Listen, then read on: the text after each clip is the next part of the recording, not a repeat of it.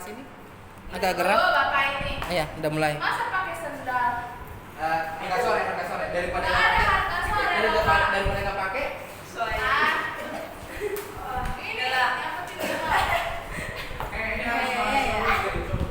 Iya, betul.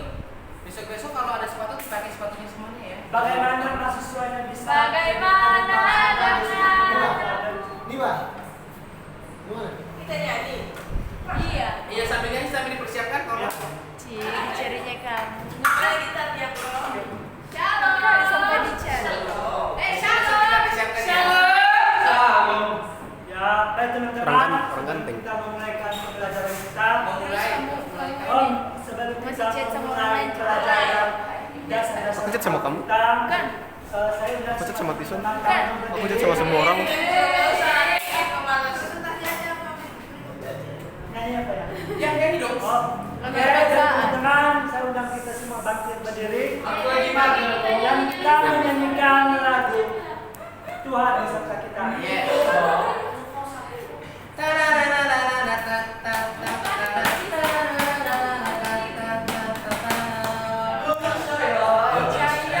Percayalah. Tiga, ya. Percayalah Tuhan tidak pernah mengecewakan. Makanya nggak bosan-bosan, Pak. Percayalah Tuhan siapkan yang terbaik dan istimewa, berharap dan berserah pada Tuhan yang kuasa. Jangan menyerah menghadapi setiap masalah. Hidup ini adalah anugerah dari Tuhan. Tuhan yang memanggil keluhkan hati yang setia.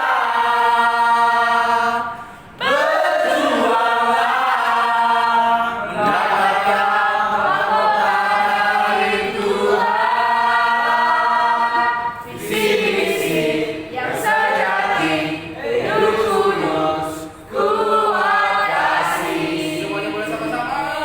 Kuasa Tuhan dinyatakan bagi orang yang percaya, yang beroleh kebenaran, yang melihat orang ajaib. Jangan takut, jangan gentar, kuasa Tuhan sempurna menyertai. Komitmen perjuangan, siapkan diri, jadi pemenang. Lewati proses, bukan protes. Jangan menyerah.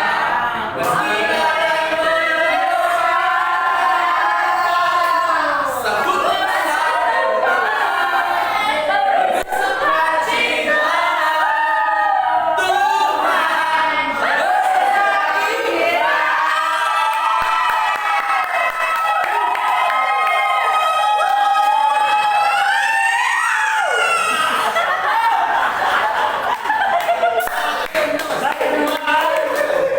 Ya, yang berapa aku semua? 100.000 ya. Kita bersatu di dalam doa. lari.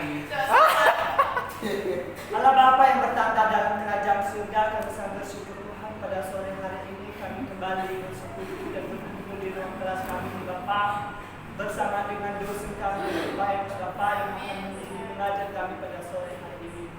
Bapa yang baik, kami sangat siapa tetapi Tuhan masih memberikan kami kesempatan untuk bisa berkumpul, untuk bisa Tuhan melanjutkan pembelajaran kami. Bapa yang baik, inilah pembelajaran yang akan kami presentasikan bagian kami sebagai kelompok. Tuhan berapi, Tuhan tolong berikan kami hikmat Tuhan, supaya setiap pertanyaan yang akan diberikan oleh teman-teman kelompok yang lain baik. Kami bisa menjawab dengan penuh kemuliaan. Bapa dosa kami ya Tuhan, kamu berkati berikan dia umur panjang, berkati orang itu berkati dan keluarga ya Tuhan, berikan dia kesabaran ketabahan Bapa, supaya dia Bapa bisa mendidik kami sesuai dengan kehendak-Mu. Hanya di dalam nama Allah Bapa, Putra dan Roh Kudus, kami siap melanjutkan kegiatan kami. Haleluya. Amin. Terima Amin. kasih Bro Siapa? Bawa berkat oleh. Paul mau beli gorengan atau enggak? Ayo. Supaya belajar kita dulu. Tapi sini siapa yang kita negosiasi? Biasanya kalau saya beli gorengan bonusnya sampai ini. Sini, ayah. Kemarin kami. Kalau nggak ada bonus bilang 20.000, 10.000 gitu. Ternyata Enos ini baik juga ya. Sini ayah, biar kami berdua yang beli. Kami berdua yang beli. Negosiasi. Terserah beli gorengan. Terserah kalau kamu beli gorengan full sama uang terserah. Shalom aja ya. Beli minuman juga lah. Shalom. Shalom. Angkat sopan di shalom adik-adik. Enos, apakah kami sudah mulai Pak? Ya, lanjut. Satu jam dari sekarang. Oke, salam teman-teman. Shalom teman. Kami akan membahas tentang peranan Pak terhadap gereja. Pertama-tama kita harus mengetahui dulu apa itu pengertian dari Pak. Yang presentasi baru nggak lihat layar. Pak adalah suatu proses pembelajaran yang utuh, bukan hanya pelajaran secara kognitif, melainkan juga secara emosional. Pengertian gereja, menurut KKBI, gereja adalah rumah tempat beribadah bagi orang Kristen. Jadi Pak dan gereja adalah satu kesatuan yang mempunyai fungsi yang sama dalam memberikan suatu pengajaran, ya fungsi yang sama itu memberikan pengajaran ya kepada anak-anak dan orang dewasa.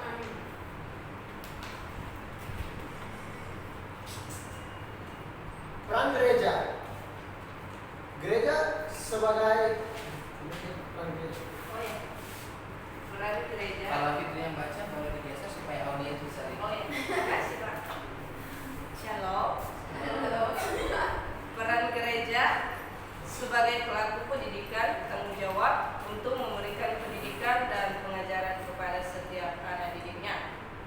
Peran Pak yaitu dalam gereja dapat diwujudkan dalam kurikulum dan metode dan materi pendidikan, pengajaran dan pembinaan tentang iman Kristen dan nilai-nilai kasih, kebaikan, keadilan, dan damai sejahtera, serta kurikulum pendidikan religius lintas iman di kalangan orang muda. Oke, kepada saudara kami Hana dipersilakan. Pemberanan Pak terhadap gereja, gembala sidang gereja lokal bertanggung jawab mendewasakan jemaat. Gereja merupakan agen utama dalam mengajarkan pendidikan agama Kristen. Pengajaran pendidikan agama Kristen dapat diprogram melalui kebaktian umum, sekolah minggu, Bible study, dan bagaimana persekutuan seperti persekutuan kaum muda, kaum wanita, atau kaum bapak.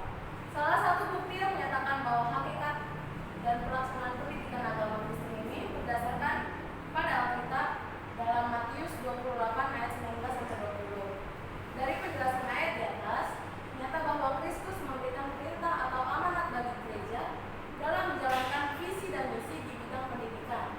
Dengan demikian, jelas bahwa tanggung jawab dalam bidang pendidikan sepenuhnya diserahkan kepada gereja dan Kristus telah berjanji akan menyertai gereja sepanjang masa.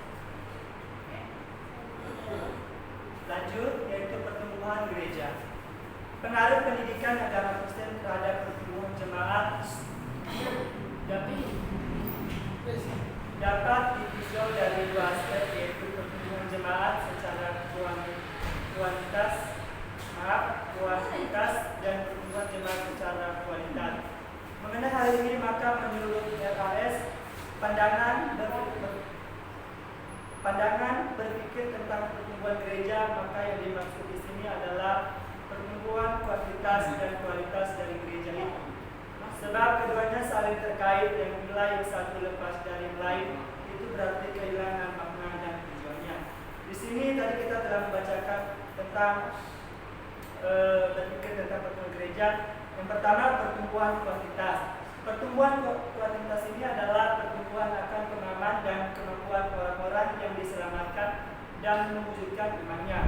baik secara individu maupun secara bersama, baik horizontal maupun vertikal. Bahkan lebih khusus lagi ialah kualitas dari sudut pelaksanaan misi gereja itu. Sesuai serat ya membacanya. Ini dulu kalau jangan diambil ini semuanya cuma dari domba. Bacanya Baik. Boleh dikirim. Boleh dikirim ke saya. Kasih. Baik, kembali saya membacakannya kembali. Pengaruh pendidikan dalam Kristen terhadap pertumbuhan jemaat dapat ditinjau dari dua aspek, yaitu pertumbuhan jemaat secara kuantitas dan pertumbuhan secara kualitas. Mengenai hal ini, maka menurut RAS, pandangan berpikir tentang pertumbuhan gereja, maka yang dimaksudkan di sini adalah pertumbuhan kuantitas dan kualitas dari gereja itu. Sebab keduanya saling terkait dan bila yang satu lepas dari yang lain, itu berarti kehilangan makna dan tujuannya. Selanjutnya, pertumbuhan kuantitas ini, yaitu pertumbuhan kuantitas adalah pertumbuhan akan pemahaman dan kemampuan orang-orang yang diselamatkan dan mewujudkan imannya, baik secara individu maupun secara bersama, baik horizontal maupun vertikal. Bahkan lebih khusus lagi ialah kualitas dari sudut pelaksanaan misi gereja itu, yaitu penyelamatan. Jadi berdasarkan uraian di atas, maka jelas bahwa pertumbuhan jemaat secara kuantitas adalah menyangkut adanya penambahan jumlah anggota jemaat dari yang sedikit menjadi lebih banyak. Sedangkan pertumbuhan jemaat secara kualitas adalah menyangkut mutu dan kualitas hidup jemaat dalam hal perkembangan kerohanian dan iman kepada Allah dan kasih kepada sesama manusia. Kemudian pertumbuhan jemaat dan anak. Kedua aspek ini baik kognitif maupun afektif sangat mempengaruhi bagaimana anak ini bertindak dan menjalankan kegiatan hidupnya atau kelakuannya. Sebab aspek kognitif secara berhubungan dengan bagaimana setiap anak didik memperoleh pengetahuan dan pemahaman. Sedangkan aspek afektif berhubungan dengan bagaimana anak didik memiliki sikap dalam menentukan tindakan serta kelakuan hidup atau fungsi psikomotornya. Terima kasih. Lanjut. kesimpulan. Jadi, kesimpulannya di sini adalah pelaksanaan pendidikan agama Kristen gereja yang diterapkan oleh gembala sidang sangat penting pengaruhnya terhadap pertumbuhan jemaat, terutama menyangkut pertumbuhan jemaat dalam aspek kuantitas dan kualitas. Pencapaian ini akan terwujud jika memiliki pemahaman yang benar yang alkitabiah serta dasar teologis mengenai hakikat pendidikan agama Kristen. Terima kasih.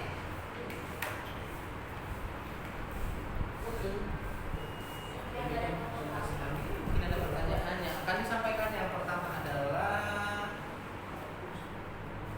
ada Jimmy dan Simon. Oke, saya ingin bertanya.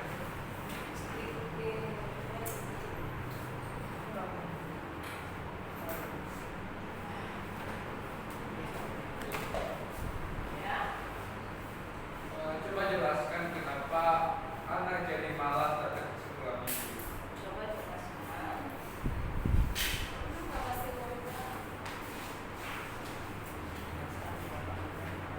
Ayah, saya mau tanya nih ya. Sama saya, kalau perampak dalam gereja itu menyangkut spesifiknya menyangkut anak, apa nggak hanya untuk kebutuhan gereja aja? Peranan Pak.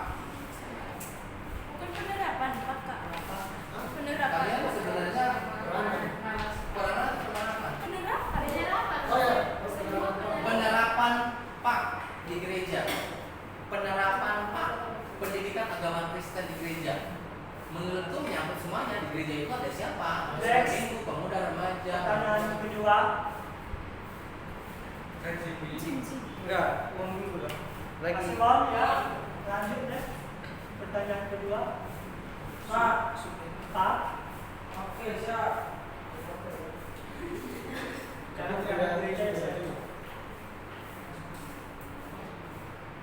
Anggun, Coba jelaskan. Nggak tahu. boleh ditelepon ke dia. Siapa yang ada Pak? Bagaimana harapan untuk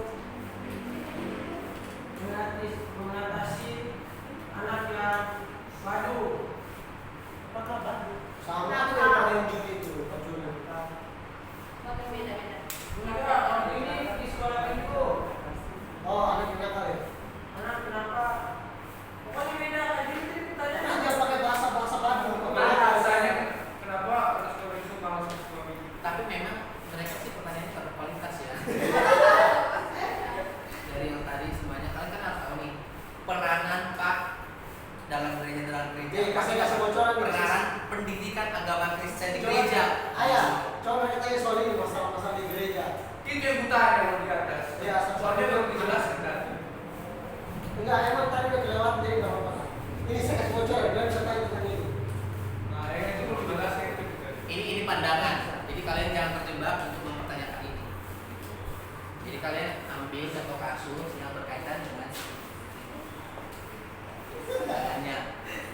Itu. Oke, saya aja ya. Contoh bagaimana cara supaya gereja itu bertumbuh. Ayo, harga Contoh atau program-program jitu dalam gereja supaya pendidikan agama Kristen itu benar-benar bisa Nah. tercapai. Udah tersampaikan. Udah sampai. Pak dosen, pertanyaan Simon tuh harga dulu. Coba Simon diulang pertanyaannya. Bagaimana Pak? Bukannya Elia di luar ya? Bagaimana pendidikan agama Kristen mengatasi anak Udah. yang Ini di sini kau. Baru. Sampai aku. Jangan baru keluar itu bahasa kita baru. Ya. Bahasa bakunya apa? nakal. Yang nakal. Kamu mahasiswa apa? Mahasiswa. Mahasiswi itu. Lanjut, pertanyaan ketiga. Ayo ngance. Salah dari saya. Oh, Jun. Ini nih. Betul. Jimmy Shi. Sebenarnya nggak ada. Tapi karena Beratnya yang gede-gede tai.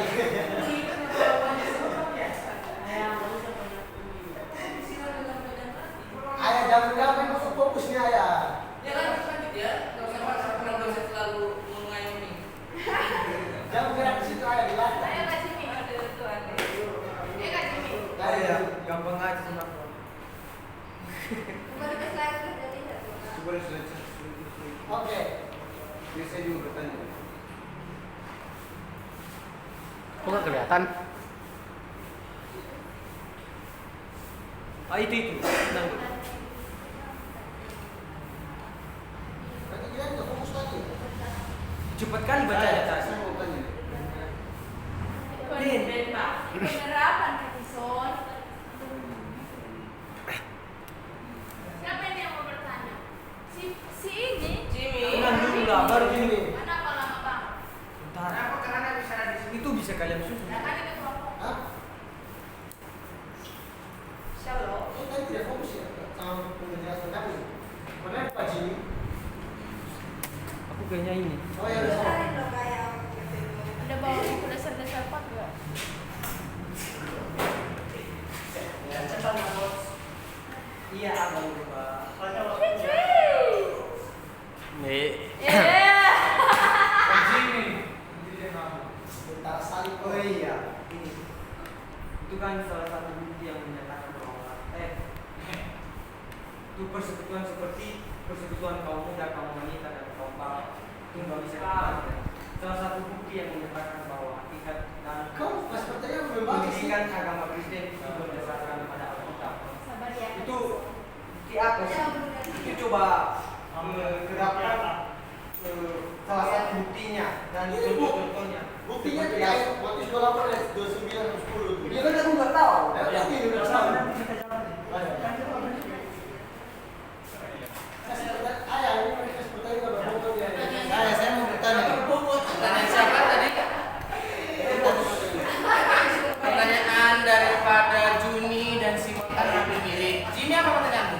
Ya, Oh, itu tadi Pak. Apa? dia jadi bukti. Ini kan yang ditanya tadi kan Pak. Itu kan salah satu bukti yang menyatakan bahwa hakikat dan pelaksanaan pendidikan agama Kristen itu berdasarkan pada Alkitab. Itu coba jelaskan dan terapkan di dalam kehidupan kita lah. Kehidupan. Bukti. Iya, Ke- Tadi dia tanya soal bukti tentang Iya Pak, dia coba terapkan. Itu maksud saya. Ya, Coba terapkan. buktinya saya kembali ke Alkitab. Pak. Pak. Lanjut. Ayo, siapa? Ini nggak terima Pak. Tiga dulu atau mau? Balik. Ayah, tiga dulu atau gimana? Tiga dulu langsung aja dijawab. Jawab sama Pantai dong. Semua harus bicara ya. Saya juga sambil dengarkan soalnya sekarang. Saya mau cek kopi dulu kan. Ini dimakan kapan saja? Nanti aku sekarang kalau nanti mengganggu. Ya. Awas sebelum lagi. Pak ini sama tamu bertanya katanya. Ayah, nanti sebut lagi gorengan di balik satu-satu. Kalau saya bagi ya, awas satu. Oke. Kalau nggak sebut lagi. Saya Baik, kami akan menjawab. Dari saya dulu Pak ya. Dari saya dulu. Kamu tuh siapa ya? Satu kamu sama siapa? Enggak tahu ya. Ada juga tadi. Jawab jawab. Paul nanti aja Paul. Enggak. Nanti aja Paul. Sini Paul. Sini Paul. Ya. Makan aja. Cabai mas. Boleh langsung dijawab, nggak usah buang waktu. Mau cabai? Kelompok yang presentasi bisa jawab atau Masih tidak? jawab Paul. Baik, kami akan menjawab pertanyaan dari 3 audiens, yang pertama Kak Juni dan Kak Juni dan Simon. Saya akan menjawab pertanyaan yang terakhir, yaitu salah satu bukti apa yang menyerahkan Pak dari persekutuan kaum muda, wanita, dan kaum bapak. Sebagai buktinya yang pertama adalah kita bisa melihat di Matius pasal 28 ayat 19 sampai 20 yang berisikan firman Tuhan demikian. Karena itu pergilah, jadikanlah semua bangsa muridku dan baptislah mereka dalam nama Bapa dan Anak dan Roh Kudus, dan ajarlah mereka melakukan segala sesuatu yang telah kuperintahkan kepadamu, dan ketahuilah aku menyertai kamu senantiasa sampai kepada akhir zaman. Nah, di sini kita sudah mengetahui buktinya. Tetapi isi dari firman Tuhan ini yang mendasari penerapan Pak terhadap gereja ini, yaitu yang pertama kita kutip adalah di sini kalimatnya pergi.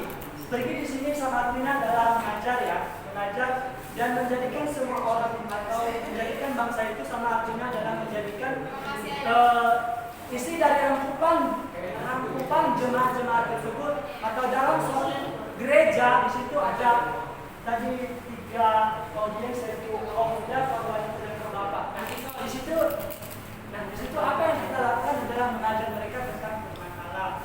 Dan tujuan kita untuk menyampaikan firman Allah tersebut yaitu untuk menjadikan mereka itu percaya dan menjadikan hidup mereka itu sebagai milik Kristus. Yang kemudian di sini baptislah mereka dalam nama Bapa dan Roh Kudus. Ini adalah bukan dalam arti kita itu harus datang atau menerapkan pendidikan itu atau metode-metode atau isi dari ajaran-ajaran tentang pendidikan agama Kristen itu bukan langsung kita itu membaptis mereka dalam, tapi kita itu membaptis mereka dalam Roh. Sama artinya adalah mendoakan mereka dengan meminta Roh Kudus untuk datang ke hati mereka. Kemudian ayat 20 dan ajaran mereka melakukan segala sesuatu yang telah diberikan kepada aku. Nah, di sini dia menerapkan supaya kita itu mengajarkan dan menerapkan atau mengajar mereka atau bisa juga pendidikan agama Kristen ini adalah berperan langsung untuk menjadikan atau memberikan salah satu contoh dari kelakuan atau dari suatu wadah tentang pendidikan agama Kristen yang tujuan supaya mereka mengetahui bahwa Allah itu memang ada, dan kemudian dengan hal demikian maka Allah selalu menyertai mereka sampai senantiasa. Terima kasih. Terima kasih. Sama. Iya. Coba kayak gini dia mengerti apa enggak? Coba. Kamu mengerti Ini ya. Bagaimana jikalau contohnya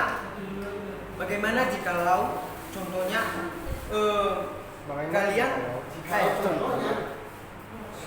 dari kalian atau dari saya itu salah satunya itu tidak mendengarkan atau tidak bertanggung jawab untuk melakukan seperti yang Abang Roba katakan tadi, yaitu seperti menyampaikan firman Tuhan atau mengajar atau salah satu. Ayah, sama jangan jawab dulu. Ini pertanyaannya muncul pertanyaan baru kayak gini. iya loh Pak.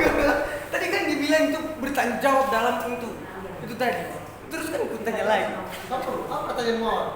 Udah lupa aku. Enggak konsisten. Gak bisa diulangi lagi Pak. Dia enggak konsisten, dia kemana-mana jadi audiens. Yang next. Audiens enggak nafas. Pertanyaan selanjutnya. Pelayan, sini Pak. pelayan.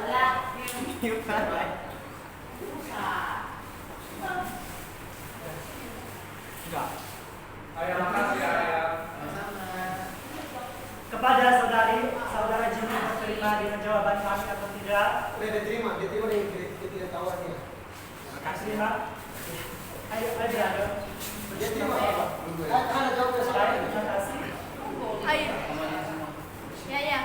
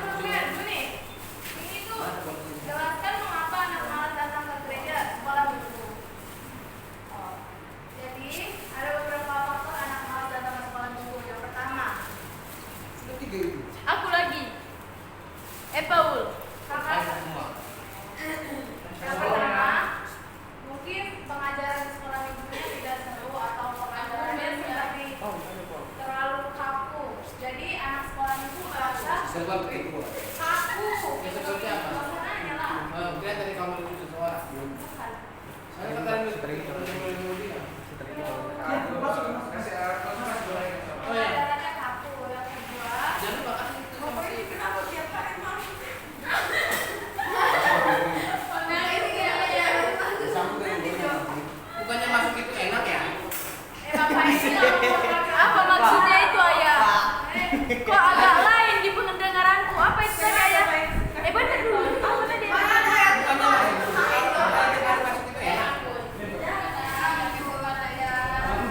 Masuk mall, ke Ancol. Nggak masuk kamar. Agak lain di pemikiranku ayah. Agak lain ayah. Tergantung iman sih menerjemahkan. Ayah, minta itu. Benar sih ayah. Udah boleh berbicara. Oke, jadi ulang ya. Faktor yang pertama. Dibiarkan kalau sama aku itu tidak selalu anggap kontennya kaku sehingga anak sekolah minggu merasa tidak tertarik untuk datang ke gereja. Yang kedua, mengapa anak malas datang ke gereja? Apa itu lain?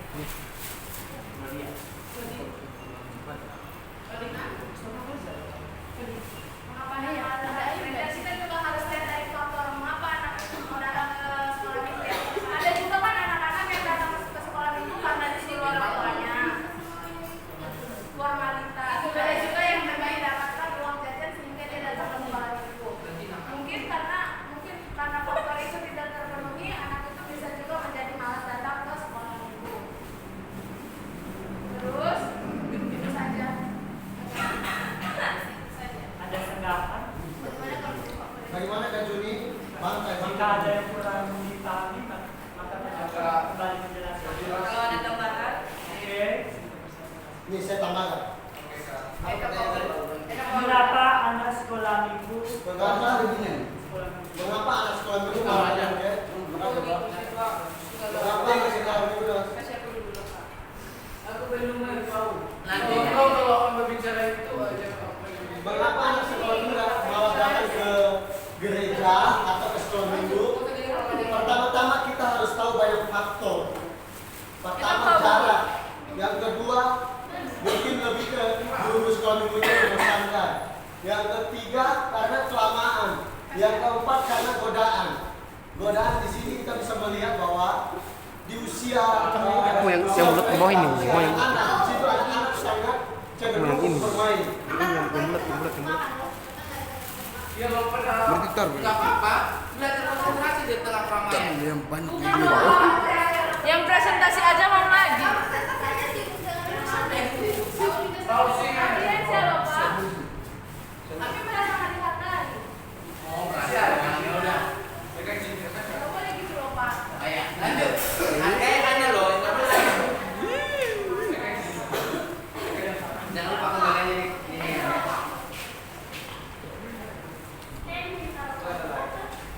Perasaan kalau di pasar kalau nggak suruh diam dulu semuanya mau nawar. Rajin. Itu berbeda kondisinya. Ini adalah dia Bapak. Itu dia. Kita di pasar, diam dulu semua langsung mau nawar. Kalian duduk tenang dulu. Kami mau presentasi loh. Oke. Banyak faktor. Terserah Bapak kita. Faktor yang pertama, anak sekolah minggu malah datang ke gereja karena jarak. Yang kedua karena guru sekolah minggu membosankan. Yang ketiga karena terlalu lama mengajarnya. Yang keempat karena godaan. Nah, kita bahas satu. Godaan ini di usia anak sekolah minggu yang segitu 11 sampai 5 sampai 12 tahun, ya seperti itu lah Madia, usia buat Madia. Itu adalah usia bermain. Di mana anak sekolah minggu itu cenderung menonton TV, bermain-main lah. Jadi susah kalau nggak diberitahu sama kedua orang tuanya, dari diri sama kedua orang tuanya. Nah, itu faktor yang pertama. Yang kedua jarak. Jarak juga membuat anak sekolah minggu malah datang gereja karena apa? Anak sekolah minggu baru bisa mengendarai sendiri kan. Dan kedua orang tua pun pasti ribet. Mereka mau datang ke gereja, mereka pasti ribet bawa anak. Nggak mungkin anak mereka cuma satu. Ya kita taruhlah maksimal 3, 4. Kalau 2 mah di Jakarta sini aja. Kalau di Bogor mah orang-orang Sunda bisa 45. Suku Betawi, Sunda Chinese bisa 45. Nah, itu faktor yang kedua. Faktor yang ketiga, karena guru sekolah minggu kurang kreatif atau guru sekolah minggu kurang peka dengan anak. Mungkin anak itu mengalami masalah atau dia mengalami, dia bisa dibilang pelecehan lah dari guru-guru yang lain atau bully dari anak-anak yang lain. Ya bisa jadi itu kasus, itu studi kasus yang saya teliti di. Nah, itulah. Itulah ya. Boleh kami berbicara, Pak dosen yang terhormat? Ya, saya ambil hak bicara lagi. Oke. Yang ketiga itu ya. Yang ketiga tentang jarak itu tentang jarak itu lah. Ada banyak faktor. Yang keempat tentang kenapa anak sekolah malah datang gereja, karena guru-gurunya itu mengajarkan kelamaan. Yang tadi kurang kreatif lagi untuk kelamaan, terus nggak peka. Nah itulah beberapa faktor yang membuat anak sekolah minggu malah datang ke gereja. Ya, mungkin itu saja. Sekian. Terima kasih Kak. Oke. Jika ada semangat atau Dia juga terima kasih. terima Siapa lagi? Next. Tapi Jawaban Pastor Fitri boleh memberikan jawaban. Shalom. Halo. Saya akan menjelaskan bagaimana cara mengatasi anak-anak. Ya, kita tahu kita semua anak-anak nakal juga, anak yang tidak menghormati orang tua. Jadi di peranan Pak terhadap gereja ini mengajarkan kita untuk tetap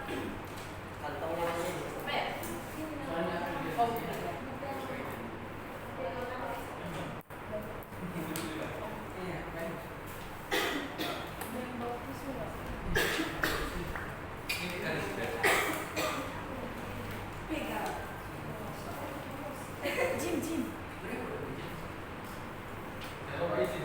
Izin ya Kak. Yang Jim. Ya Jim. Soalnya.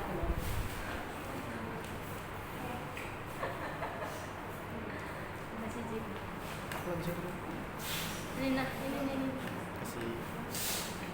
seperti yang terdapat pada slide yang di sini, Gembala Sidang Gereja Roka bertanggung jawab mendewasakan jemaat.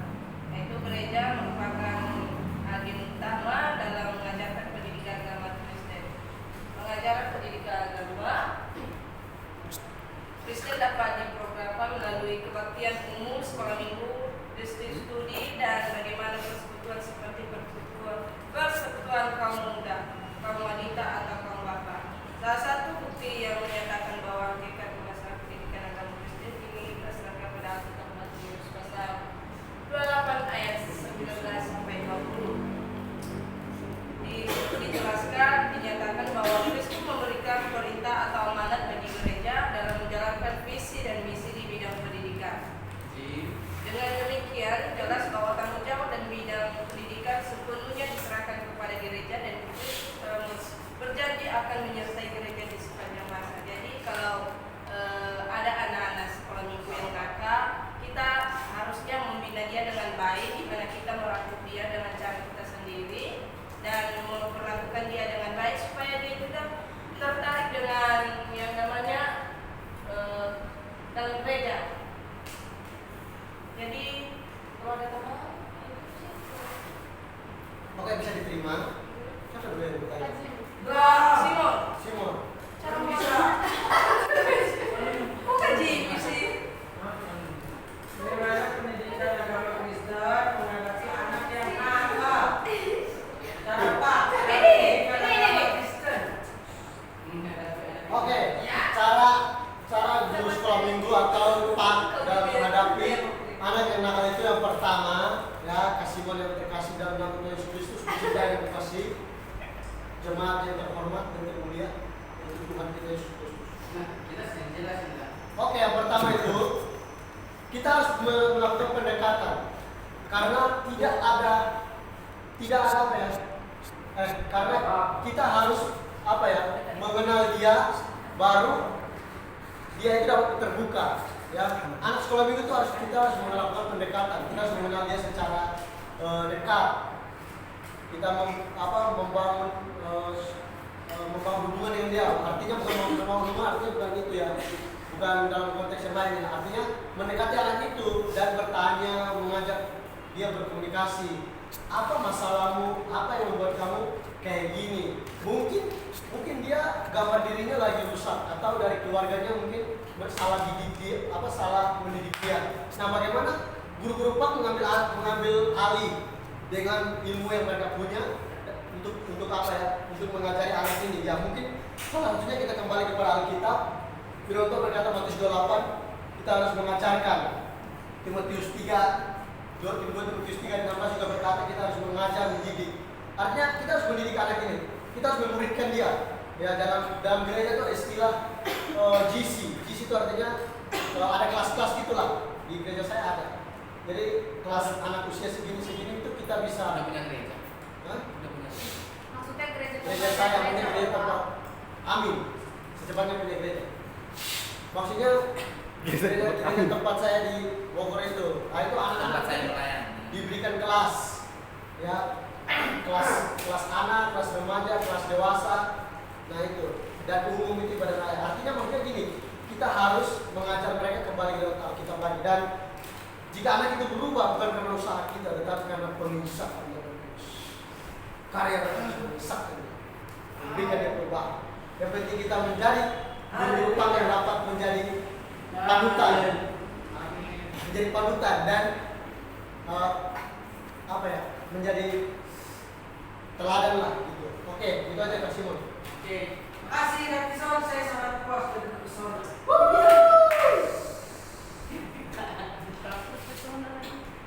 Ditambahkan ya, kalau anak yang nakal biasanya kita nggak boleh langsung ke personal ke anaknya. Itu kalau ini kan ada sekolah minggu kan, itu lebih baik kita pendekatan ke orang tuanya dulu nih, latar belakangnya apa, Oh iya, betul lah.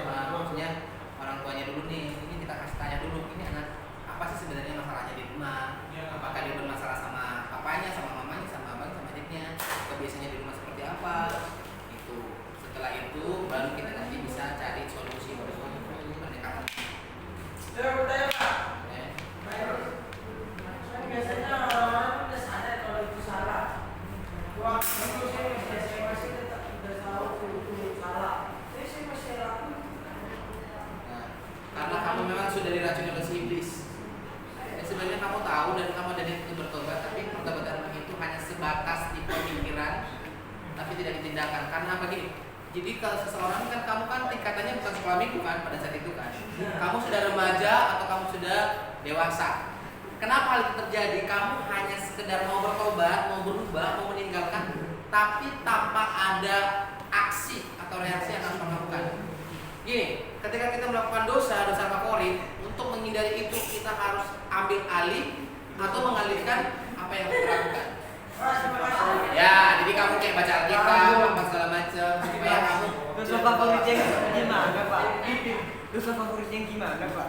dosa favorit ya kayak Jimmy itu sukanya senang 5 jari. Bapaknya ini. Bapaknya Ya, traveling otak gua. Masih dewasa ya. Sekarang pertanyaan bebas, siapa yang mau bertanya lagi? Ya, Supriyadi. Ya, Paul. Ya. Lola. Aku satu. Ya. Supriyadi dulu boleh, borong aja.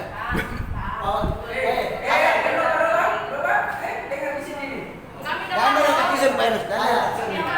Paul ini nggak di materi tapi punya pertanyaan banyak. Enggak banyak fakta. Saya lihat Karena waktu berjalan tidak mengalir. Ayo langsung. Supriyadi. sama yang penting konteksnya gereja ya. Gereja ini, gereja. Lanjut. Mengapa gereja terlibat dalam pendidikan? Betul apa? Next. Eko. Bagaimana penerapan PAS dalam menghadapi gembala yang suka cabul Iya benar. dan juga jemaat yang tidak sehati? Iya. Eh, Belum lagi ayah. Sabar ayah.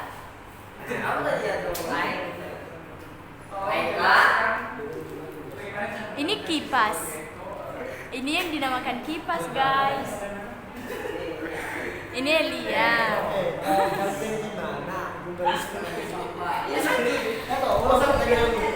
Bagaimana menghadapi? Ini Pak Enos. Ini kelompok yang tampil, guys. Suka cabul, suka korupsi. Ini ketua kelas kami nih. Yang meskipun dimarahin tapi masih tetap bertanggung jawab. Bing, langsung aja kau satu di Saya mau tanya, Oke, Rizka boleh bertanya. Sebuah bertanya. saudara-saudara, coba jelaskan bagaimana hubungan gereja dan Pak. Hah? Hubungan gereja dan Pak. Jelaskan hubungan gereja dan Pak. Oh iya, tadi ada di pinggir.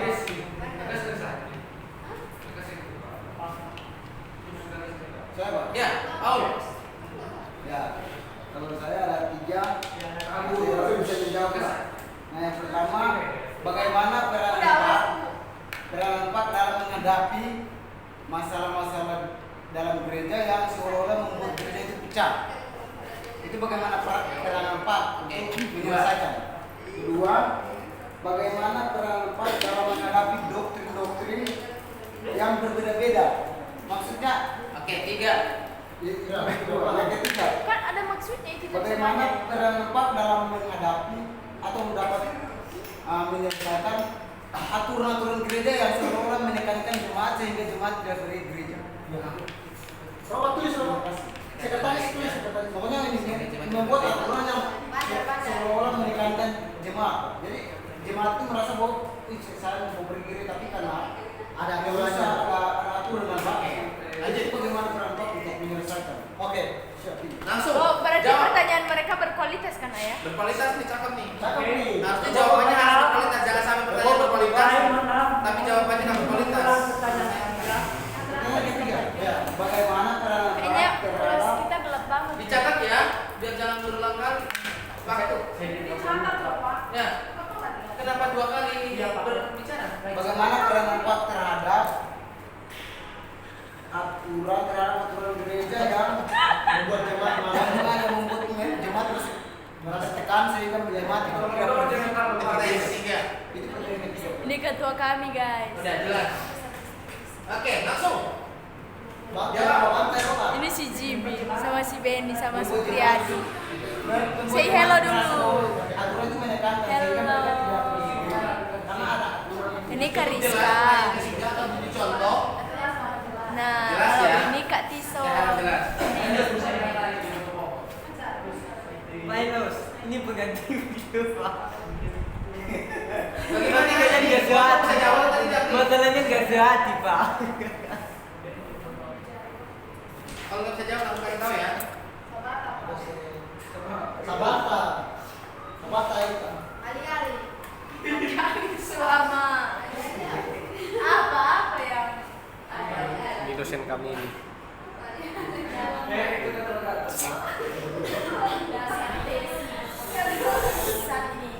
Punya Supriyadi. Oke, saya akan menjawab pertanyaan dari Kak Supriyadi. Mengapa gereja berperan dalam pendidikan? Nah, mengapa gereja berperan dalam pendidikan? Kenapa gereja berperan? dia lagi berhenti itu. Karena gereja yang pertama gereja membutuhkan regenerasi. Yang kedua gereja membutuhkan materi. Yang ketiga gereja membutuhkan kualitas pengerjanya.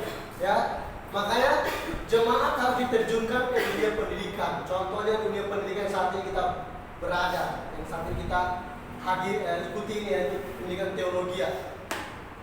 Apapun pendidikannya intinya membangun suatu gereja itu pokoknya bermanfaat untuk gereja, tetapi khususnya itu pendidikan teologi.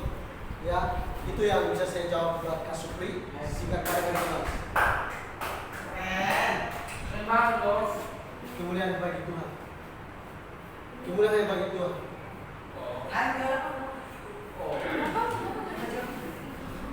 Oke guys, ini dosen kami pakai sendal guys. Baik, Sudah disembunyiin guys. baik kami coba menjawab pertanyaan dari saudara itu.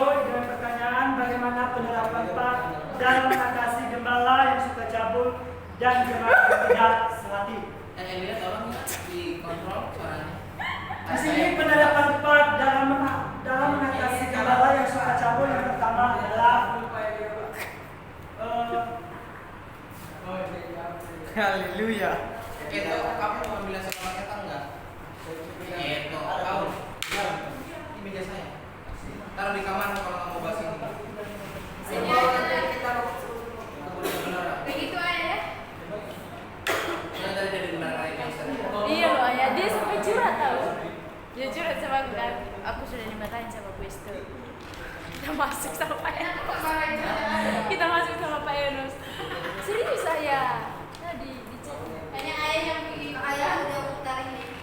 Ini kan ayah. Ini kayaknya Kelompok masih bisa jawab atau Bisa ya. Baik, kami akan menjawab yaitu lanjut. nah, waktu. Kan apa?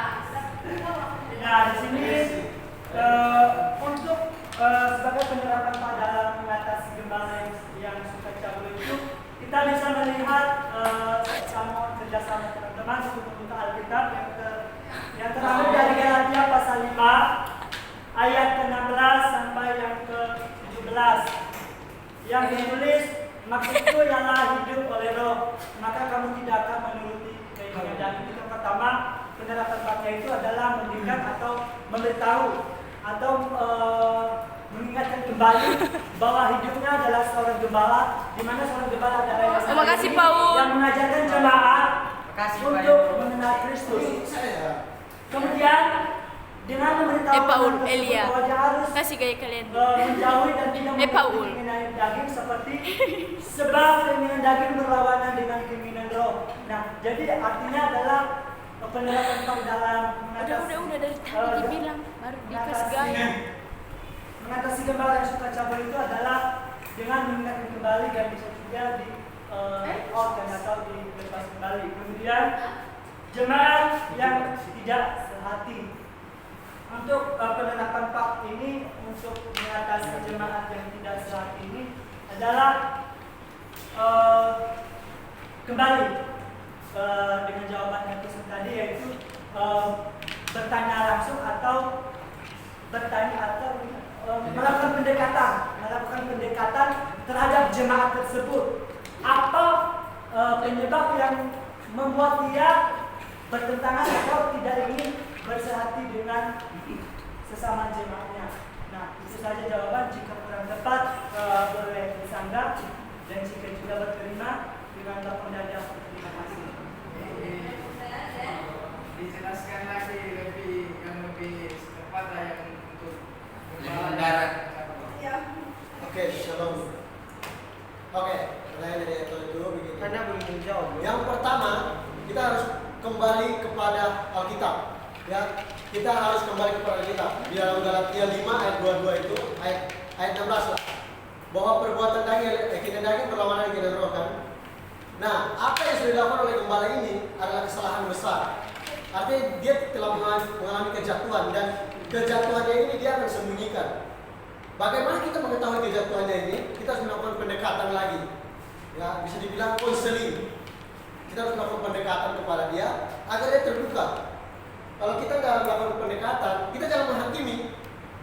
Kita menghakimi maka dia akan depresi dan dia akan mengalami tuduhan di mana intimidasi setan itu akan bekerja sudah luasa. Dan pada endingnya kalau dia tidak mengingat akan kebaikan Tuhan, mengingat kasih mula-mula dengan Tuhan, dia bisa bunuh diri seperti Yudas. Ya, itu yang pertama. Dan bagaimana kita membawa dia kembali kepada Tuhan, membawa dia kembali kepada jalan yang benar, memberikan solusi. Itu adalah salah satunya seperti kisah Daud, di mana Daud jatuh dengan Batseba. Daud harus kembali ke firman Tuhan, kembali kepada Tuhan. Tidak ada cara lain, karena hanya dekat Tuhanlah firman Tuhan berkata, aku dapat tenang. Di luar Tuhan, maka akan ada intimidasi, tidak ada ketenangan. Yang ada kepanikan dan merasa, oh ini dosa besar. Padahal tidak ada dosa yang Tapi kan yang dimaksud caranya bagaimana? Hah? Kembali caranya kamu ngasih tahu ke si gembala itu. Oh iya, makanya ada pendekatan. Makanya ini udah pendekatan, caranya itu pendekatan salah satunya. Habis itu memberitahukan tentang berbicara tentang firman Tuhan lah, seperti yang tadi barusan saya katakan. Karena ininya hanya dengan Tuhan saja kita dapat tenang, ada jalan keluar lah. Yang kedua tentang ketidaksehatan jemaat. Ketidaksehatan jemaat itu karena kepemimpinan yang salah dari gembala. Kepemimpinan yang salah akan membawa pengaruh kepada jemaat. Jemaat akan menjadi salah. Artinya jemaat melihat teladan dari kepemimpinan seorang gembala. Kalau gembalanya salah, sudah tidak kepemimpinan tidak apa? Kalau bukan otoriter itu sendiri, berdiri sendiri, tidak menggunakan pendapat orang lain. Demokratis. Jika kepemimpinannya dalam gereja tidak demokratis, dalam hal-hal yang ya tidak terlalu hal-hal yang biasa aja. Ya, itu masalahnya, solusinya langsung apa? Langsung tindak lanjut aja itu Pak. Ya, lanjut. Seperti pemimpin kita satu ini, dia nggak mau Ya. bicara soal pemimpin yang lain. Jangan dijelasin lagi pertanyaannya, langsung aja. Oke. Makanya itu Pak dalam harus Pak itu harus bekerja, harus evaluasi, harus duduk bersama, saling terbuka. Karena firman Tuhan berkata kalau di mana ada keterbukaan, di situ ada pemulihan. Artinya apa? Kita harus saling terbuka. Yohanes 1 ayat 19 kalau tidak salah, mengaku dosa. Jemaat harus mengaku semua nih, harus keterbukaan jemaat. Kamu nggak artinya evaluasi lah, harus evaluasi jemaat. Dia harus memberikan masukan kepada gembala harus minta maaf. Pokoknya di sana ada timbal balik agar hubungan itu dipulihkan. Itu aja. Terima kasih. Oke, terima kasih. Ya, untuk menambahkan yang di Eko, itu kan maksudnya sering terjadi ya, maksudnya perpecahan di jemaat itu sering terjadi, ada beberapa kasta biasanya kalau dalam jemaat ya, maksudnya kayak gitu atau ada kelompok-kelompok. Jadi sebenarnya salah satunya adalah mungkin seperti yang tadi bisa jadi evaluasi. Tapi memang hati-hati dalam evaluasi, biasanya dalam evaluasi kalau kita libatkan untuk semuanya akan saling membenarkan diri atau saling membenarkan gap-gapnya. Tapi bagaimana tugas gereja atau tugas Pak atau tugas gembala adalah merangkul mereka secara merata, demokratis, terus membuat acara-acara yang berbau kebersamaan. Jadi kan, maksudnya buatlah acara-acara, event-event yang mengajak kebersamaan. Jadi bisa nanti dari pihak gereja atau dari pihak gembala buat langsung kelompok nih, berbagi kelompok supaya mereka bisa berbau, berbagi. Jadi akhirnya mereka pun nanti akan memiliki pemahaman. Dan yang paling penting sebenarnya adalah khotbah-khotbah atau pengajarannya pun yang mengarahkan tentang persatuan, kebersamaan, solidaritas. Maka jemaat pun akan terbangun gitu kan. Oh iya, bahwa kalau kita memiliki seperti ini berdosa. Next.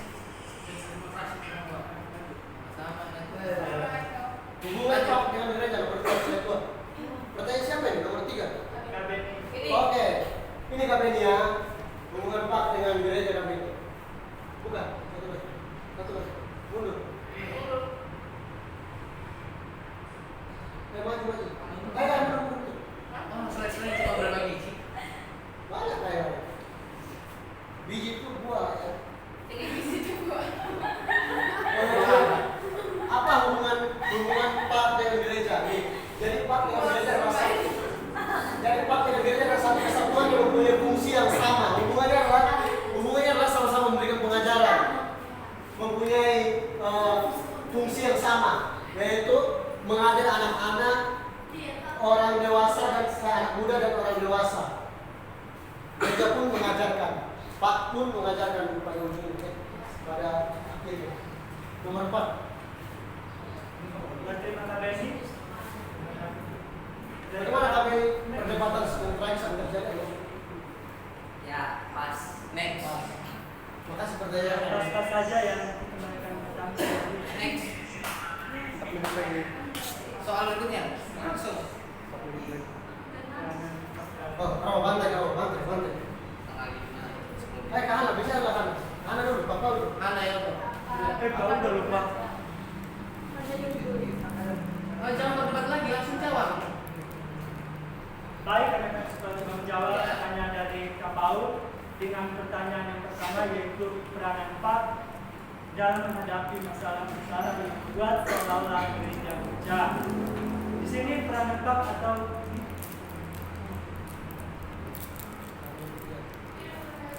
nah, jadi peranan itu sama dengan tindakan pendidikan agama Kristen dalam menghadapi yang.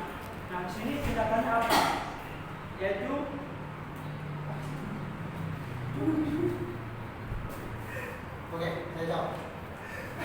Nomor 4. Nomor 1, peran 4 dalam menghadapi masalah yang membuat masalah-masalah yang membuat seolah-olah gereja pecah. Bagaimana peranan Pak? Kita tahu bahwa Pak ini mempunyai batas. Makanya Pak ini lebih ke mengajar, ya mengajar di bisa juga dia mengajar berkhotbah, bisa juga. Tetapi dia lebih dominan di mengajar di sekolah untuk anak-anak dan universitas, sekolah-sekolah atas. Ya. Kalau urusan gereja, urusan masalah-masalah di dalam gereja itu dibutuhkan seorang yang punya gelar teologi. Bisa juga Pak, cuma lebih dalam teologi. Ya, teologi. Pak juga bisa, tapi Pak nggak terlalu mendalam. Jadi kalau peranan Pak itu, Pak hadir untuk menyelesaikan masalah itu. Ya, Pak hadir untuk menyelesaikan masalah itu. Nah, masalah-masalah yang terjadi itu kita tahu masalah apa? Mungkin seperti tadi, perpecahan, atau mungkin karena perselisihan, beda pendapat, atau kepemimpinan yang kurang beres, atau pengajaran yang pengajaran yang tidak alkitabiah. Nah, itu kita harus kembali kepada kita harus makanya kita harus kembali mengevaluasi lagi.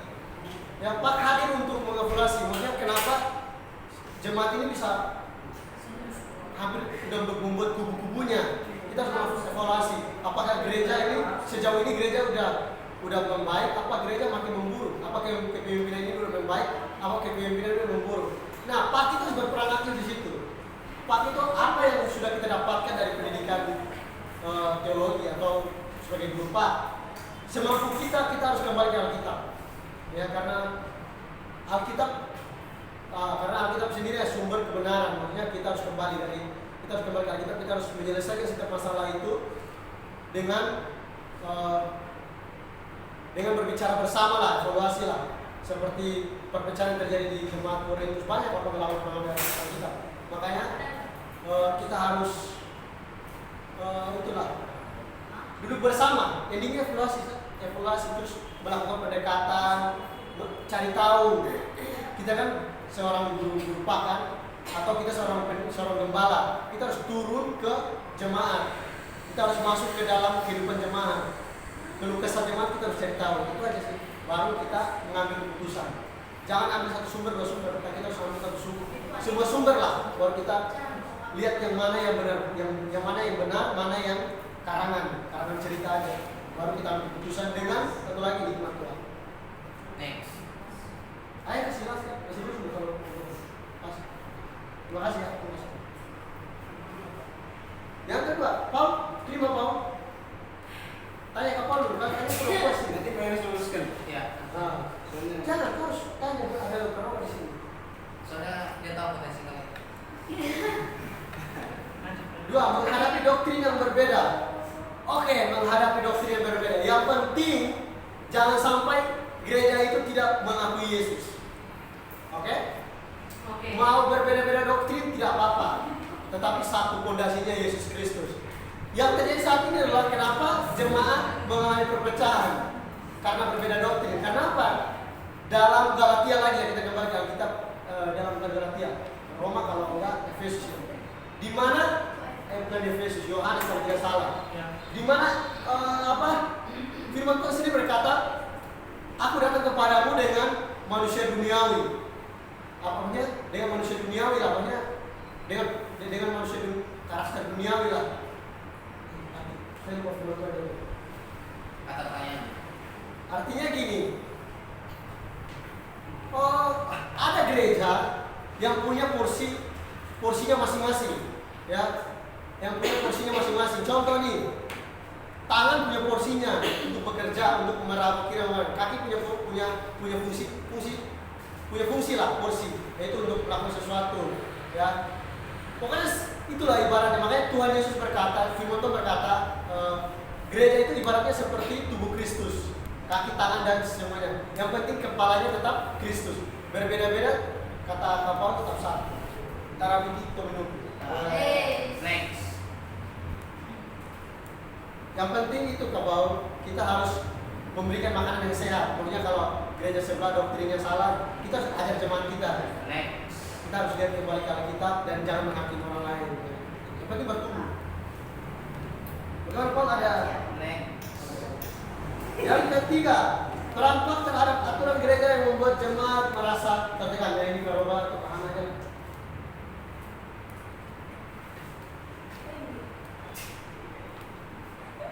Ya, mau diskusi lagi harus eksekusi. Baik, terdampak terhadap aturan gereja yang membuat jemaat merasa tertekan itu adalah ini tergantung dari jemaat atau tergantung dari gerejanya ya, dari cara pengajarannya atau dari cara aturan gerejanya, contohnya dalam beribadah. Nah, itu adalah salah satu faktor yang membuat jemaat tertekan. Namun dalam hal itu pengajaran pengajaran itu adalah di mana dampak atau tindakan terhadap aturan gereja, yaitu dengan mendasarinya dengan dengan firman Tuhan yang terdapat di Galatia pasal 5 ayat 22, salah satu itu adalah tentang kasih. Nah, di situ pasti aturan-aturan gereja itu pasti ada yang namanya melakukannya atau cara pelaksanaan dalam tata ibadah tersebut tidak disertai dengan kasih.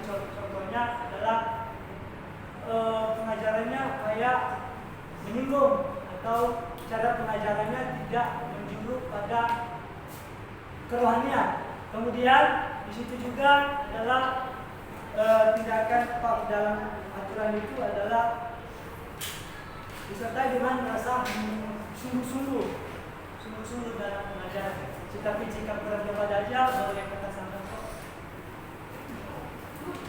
Tepat. Oke. Ada lagi tadi semua dijawab ya? Ya, jadi aku tinggal jawabnya si Paul ya. Yang pertama tadi itu berbicara tentang perpecahan, yang kedua doktrin, yang ketiga tekanan jemaat tidak mau beribadah. Yang satu tadi apa? Jemaat tidak mau beribadah karena aturan. Pertanyaan pertama. Lalu bagaimana berempat dalam menghadapi atau menyelesaikan masalah-masalah berbeda yang merujuk kecanduan pada perpecahan? Itu tadi ya, maksudnya tadi sebenarnya udah kejawab bagaimana jemaat atau gereja yang mengalami perpecahan itu adalah harus menyadari bahwa gereja itu adalah kasih. Ya, maksudnya segala sesuatunya dalam gereja harusnya dibicarakan terlebih dahulu oleh para pembesar atau penatua supaya dari perpecahan maksudnya harus dicari tahu dulu nih apa masalahnya, mengapa ini bisa terjadi, gosip apa yang beredar, bicarakan semuanya, baru dicari solusi. Ya, selain dicari solusi tetap harus dalam doa. Gitu. Dalam perpecahan itu seperti itu.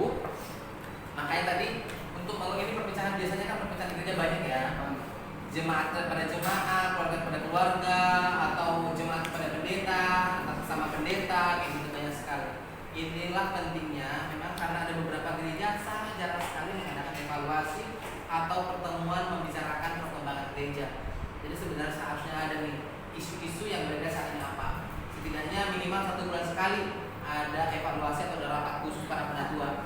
Isu yang beredar dari jemaat apa atau apa isu yang beredar dalam para pengurus majelis atau pendeta harus disampaikan. Habis itu mengapa terjadi dan apa solusinya, gitu kan? Jadi harus semuanya sudah harus dibicarakan nih. Oh, jemaat ini sudah beda, jemaat ini sudah pergi, jemaat ini tidak mau beribadah lagi. Nah, dicari solusinya apa? Mungkin akan mengadakan kunjungan, gitu kan? Atau mengadakan sebuah event atau acara ibadah padang, atau mungkin ada doa semalaman, kayak gitu kan? Atau ada ibadah pemulihan kayak gitu. Jadi untuk menyadarkan jemaat supaya menyadari bahwa di dalam gereja itu ada kasih. Ya, maksudnya itu solusinya supaya mereka tidak terpecah-pecah. Harusnya yang paling penting sih sentuhan ya, sentuhan. Tadi kan di situ peranan Pak itu bukan hanya sekedar pengajaran kognitif, tapi adalah sentuhan emosional. Sentuhan emosional itu berarti kita harus langsung kontak person, datang kunjungan ke rumahnya. Bagaimana ibu, seperti apa gitu. Dari situ kan nanti jemaat akan mengeluarkan keluh kesahnya. Oh iya, saya tidak mau gereja. Kemarin khotbahnya tidak baik, menyinggung saya. Ini dan gitu. Jadi itu sih dibicarakan ya. Terus masalah doktrin, sebenarnya kan gereja beda-beda doktrin gitu ya kan, maksudnya gereja A, B, C, D make doktrin, tapi yang pertama adalah sentralnya adalah Kristus. Dan harus dipahami di dalam gereja itu kan ada doktrin-doktrin. Kalau Pak Ben ini bilang ada doktrin, ada dogma, jadi harus dipahami nih mana hal sakral, mana yang tidak sakral, mana hal yang wajib, mana yang tidak wajib, gitu. Mana yang sunnah, mana yang wajib. Kalau orang Islam bilang ada yang wajib, ada yang sunnah. Sunnah itu kalau dilakukan dapat pahala, kalau tidak dilakukan tidak berdosa. Jadi harus dipahami kalau kita percaya pada Kristus, mengakui Kristus adalah Tuhan itu sakral, wajib. Tapi kalau berbicara tentang tentang baptisan, ada gereja beberapa beda baptisan, ada baptisan selang, ada baptisan percik, ada baptisannya harus dilihat kembali gitu loh kan. Yang penting sebenarnya baptisan itu maknanya apa, tujuannya apa gitu. Atau apalagi nih doktrin yang lain, doktrin pernikahan seperti apa gitu. Kembali lagi orang yang bisa sudah dinikahkan seperti apa. Ada hal-hal yang perlu dipertimbangkan. Apa lagi doktrin makan darah gitu. Ada beberapa gereja boleh makan darah, tidak. Memang kata Alkitab gitu. Apakah itu memang hal wajib atau sakral? Itu ya. Maksudnya kalau kita sakramen itu biasanya hal sakral. Sakramen perjamuan kudus itu sangat sakral, sakramen pernikahan gitu. Itu harus diperhatikan. Terus tekanan dan tertekan jemaat, maksudnya ini juga harus diperhatikan juga nih. Sama seperti yang poin yang pertama tadi, jemaat tidak mau ke gereja, jemaat maksudnya saling bergosip, saling ngomong sana sini. Tadi maksudnya para petinggi, gembala atau para pengurus majelis harus turun ke bawah membicarakan kenapa sih dia tidak ke gereja, kenapa yang terjadi, apa yang sedang dibicarakan, kenapa dia pindah, harus dibicarakan dan dikunjungi sentuh. Itu ya maksudnya. Karena kalau seseorang sudah penat, tapi kalau dia dikunjungi ada sentuhan kasih, sentuhan emosional, nanti dia bisa berbalik kembali datang ke gereja. Dan mengenai aturan-aturan, kalau kita nih maksudnya aturan di gereja ini ada beberapa banyak nih. Harusnya itu sudah dibicarakan secara matang oleh para majelis. Dan kalau boleh sebenarnya hasil kesepakatan bersama supaya tidak meminimalis ketersinggungan jemaat. Oh, kita ada aturan yang pertama itu ada iuran wajib. Apakah ini sudah kesepakatan bersama atau tidak? Atau bikin apa? Bikin arisan gereja atau apalagi atau ada komsel, maksudnya kayak gitu harus dibicarakan. Gitu ya. Tapi memang kalau masalah-masalah di gereja cukup kompleks ya, cukup banyak sekali sebenarnya. Tapi perlu dipahami istilah peran kita sebagai anak teologi, sebagai anak Tuhan harus menjadi teladan, harus menjadi contoh, harus menjadi dampak. Oke, kita sudah selesai. Pertanyaan selanjutnya adalah buat kelompok ya dari saya. Habis itu kita tutup. Kelompok harus memikirkan bagaimana. Tunggu sebelumnya itu saya tanya dulu nih kelompok. Menurut Hana, Pak itu apa sih? Yang kita bahas itu apakah itu materi orangnya? Pandangan kamu, penerapan fakta dan biasa. Jadi ketika kamu bicara jangan lari-lari. Orang lah, guru-gurunya orang. Materinya juga. Iya, kalau orang udah pasti materinya itu tidak Ya. Masa orang berjalan dengan materi? Ilmunya, iya. Orang serta IQ pengajaran supaya dapat ya, karena sebenarnya ada penjelasan seolah-olah Pak itu tidak suatu personal.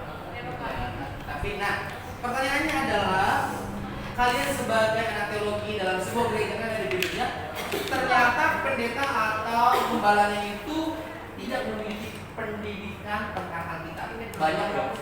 Kalau di kampung-kampung itu banyak sekali, maksudnya gereja turun-temurun. Bahkan yang meninggal di bawah sama anaknya. Padahal anaknya selama ini pengembala sapi lah atau kerja buronan lah, tiba-tiba jadi gembala gitu ya. Tapi kan saya belajar Alkitab. Gembala karbitan apa? Tapi kan dia belajar baca Alkitab. Nah itu dia. Tapi eksekusi dalam menyampaikan gembala, menyampaikan pengajaran banyak nih nggak sesuai. Kita sebagai anak teologi pasti peka. Itu yang ajarnya. Tapi kalau jemaatnya bertumbuh gimana? Tapi walaupun bertumbuh, tapi kan kita perlu evaluasi disampaikan. Wow. Banyak loh jemaat yang bertumbuh dengan pengajaran yang tidak benar.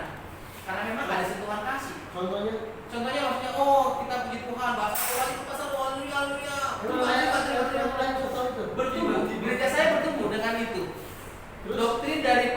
gembala sebelumnya itu bertumbuh karena doktrinnya Roh Kudus. Berarti maksudnya itu sesat, salah. Bertumbuh. Maksud saya itu sesat, salah. Menurut saya itu tidak tepat. Sesat berarti. Tidak sesat sebenarnya. Tapi bisa jadi sesat juga sih. Karena bahaya dia, ini. menurut saya sesat. Karena dia mewajibkan. Karena pengajarannya adalah orang yang bisa berbahasa roh adalah orang yang masuk surga. Emang ayat bermasalah? Tidak. Kenapa ayat bisa mengklaim bahwa bahasa roh itu kayak gini? Kamu paham gak yang saya maksud? Ya, udah. Kayaknya yang kamu ngomong nanti nggak ngerti yang saya maksud. Kamu jangan protes sama dia. Ini bahaya nih. Seorang gini loh. Ini calon pemimpin semua Yes. yang mendoktrinisasi di tempat ini. Yes. Jangan menghakimi gereja-gereja juga. Setelah saya selesai bicara dulu, baru kamu bicara supaya kamu nggak simpang siur. Oke. Jadi gembala ini kasusnya adalah dia mendoktrin bahwa Roh Kudus itu orang yang dipenuhi dengan Roh Kudus. Orang yang punya Roh Kudus adalah orang yang bisa berbahasa roh. Kalau tidak bisa bahasa roh, dia mendapat Roh Kudus. Berarti itu Kalau pengajaran tidak dia. bisa bahasa roh, tidak masuk surga. Itu pengajaran dia. Itu doktrinnya dia. Sesat. Saya sampaikan sesat. Saya kan bisa klaim yang sesat. Lihat Alkitab. Apa kata Alkitab Ya, tentang bahasa roh? Berarti itu pengajarannya dia, Iya. salahnya dia. Iya. Dan jangan mengklaim bahwa gereja-gereja yang berbahasa roh itu salah. Oke? Saya tidak menghakimi gereja-gereja. Maksudnya saya takut nanti mereka menyamakan bahwa gereja karismatik yang Kenapa berbahasa kamu roh. tahu sama mereka? Mereka udah pinter, bukan kayak kamu. Oke, makasih. Iya, mereka udah pinter. Mungkin Saya kamu hormati. aja. Jangan sampai mereka salah menangkap.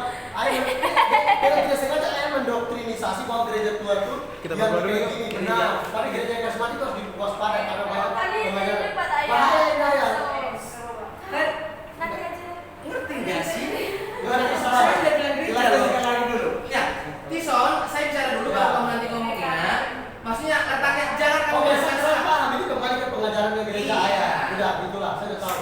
Enggak, maksudnya si Tison ini supaya ngerti ya. Jadi kalau saya itu apakah kata-kata menghakimi? Saya bilang tadi seorang gembala. Saya tidak bilang gereja-gereja loh. Ya. Apalagi bukan gereja saya. Dia mendorong seperti itu. Orang yang bisa berbahasa roh baru bisa pelayanan. Dan dia sampaikan selalu khotbahnya, orang yang berbahasa roh baru bisa masuk surga. Orang yang tidak bisa bahasa roh tidak masuk surga. Nah, menurut saya setelah saya belajar teologi salah dia ternyata sesat. Nah, apa yang saya lakukan gitu? Nah, itu kembali Dan ke- itu berkembang. Setelah datang diturunkan kepada anak yang selama ini sekolah teologi dan dia rubah semuanya. Dia sampaikan bahasa roh itu bukanlah sebuah kewajiban, itu karunia roh. Ya, yang penting itu adalah buah roh. Saya suka, ngapain kamu berbahasa roh? Habis itu kamu juga pulang dari gereja maki-maki juga sama. Ngapain? Gak ada perubahan itu. Dan itu setelah dia bikin doktrin yang benar, pecah. Jemaahnya pecah. Setengah hilang. Sekarang Karena saya menurut dia tanya, ini yang sesat. saya tanya ayah, orang yang berbahasa roh bisa berbuat dosa apa enggak? Bisa. Ya udah. Pak, pusing Pak. Udah. Sudah itu. Jadi pertanyaan buat kalian adalah, jadi kamu nggak usah jaga, kamu tidak usah sok menjaga perasaan mereka. Enggak, saya bukan menjaga kepercayaan mereka. Saya hanya menjaga pemahaman bahwa jangan sampai mereka salah tangkap. Nggak usah kamu jaga pemahaman orang. Jaga aja Ya pemahaman. enggak? Sekarang ayah berpikiran ayah di pikiran ayah tentang bahasa roh itu sesat apa salah? Udah, supaya mereka tahu. Sesat atau salah? Sesat apa enggak sesat? Ayo. Benar apa salah? Saya kembali back to Bible. Oke. Bahasa roh itu adalah karunia roh. Oke. Saya tidak bilang sesat. Oke. Saya tidak bilang tidak sesat. Gitu dong, jelaskan gitu Adalah dong. karunia roh. Ya udah, dijelaskan gitu biar mereka Untuk paham. info lebih lengkapnya, buka YouTube, buka Google, buka Alkitab. Ada di YouTube. Begitu ayah. Intinya ini jangan jaga perasaan, jangan pemikiran orang, jaga pikiranmu, jaga hatimu, jaga dirimu. Tidak perlu kamu jaga-jaga mereka. Saya nggak jaga mereka. Saya cuma kembali back to Bible. Paulus berkata, aku berbahasa roh lebih daripada kamu, lebih baik daripada kamu. Maksud saya jangan sampai kita menyalahkan bahwa karunia baru itu salah. Karunia baru itu bisa jatuh. Yes. Makanya di mana Ya. lah salah. Bahasa Inggris ya. Back to Bible. Yes. Besok-besok bijak dikit ya kalau untuk protes. Iya, kalau soal doktrin kan, kalau bahas tentang gereja karismatik. Next, saya harus bertanya kepada kamu supaya sudah selesai. Sama cepat aja. Kalau soal gereja itu ada gereja modern kan sangat apa ya, sangat rawan kalau cek doktrin. Iya, sangat rawan benar. Sangat rawan soal gereja. Akan ada pensampingan gitu. Nah itu dia aku bilang sekarang ini tugas kamu.